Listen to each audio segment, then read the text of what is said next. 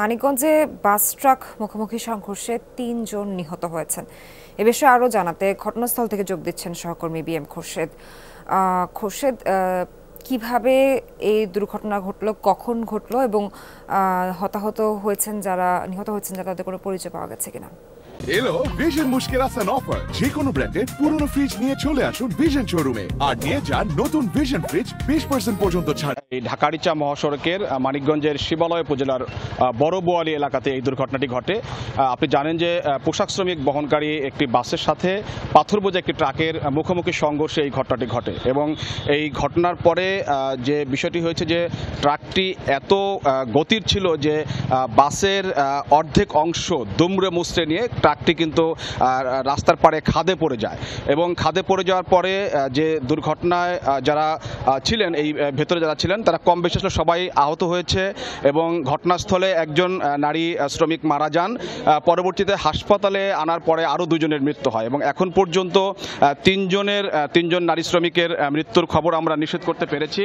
তবে অনেকেই কিন্তু খুবই গুরুতর আহত অবস্থায় রয়েছে। তাদেরকে 4 জনকে এরই মধ্যে ঢাকায় প্রেরণ করা হয়েছে এবং হাসপাতালগুলোতে আমি এই মুহূর্তে রয়েছি শিবালয় উপজেলার স্বাস্থ্য কমপ্লেক্সে। সেই স্বাস্থ্য কমপ্লেক্সে কিন্তু মরদেহ রাখা হয়েছে এবং আহতদের কিন্তু অনেককেই কিন্তু এখানে ভর্তি করা হয়েছে এবং বাকি যে সকল আহত যারা রয়েছেন তারা মুন্নু মেডিকেল কলেজ হাসপাতাল, মানিকগঞ্জ কর্নেল মেডিকেল কলেজ হাসপাতাল এবং ঢাকায় কিন্তু পাঠানো হয়েছে এবং খুবই মর্মান্তিক একটি দুর্ঘটনা। সকালে এই 7টার দিকে যখন পোশাক শ্রমিক বহনকারী যে মিনি বাসটি সেটি ঢাকা-আরিচা মহাসড়ক হয়ে আরিচা ঘাট থেকে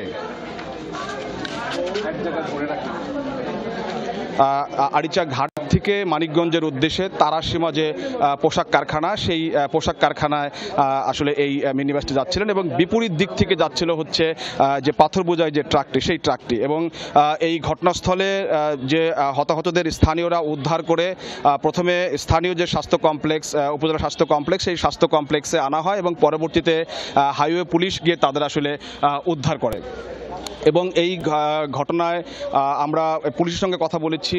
তারা যে বিষয়টি বলেছেন যে আহতদের মধ্যে অনেকেই গুরুতর, হয়তোবা সেই যে মৃতের সংখ্যা বাড়তে পারে এমন একটি শঙ্কাও কিন্তু আসলে রয়েছে।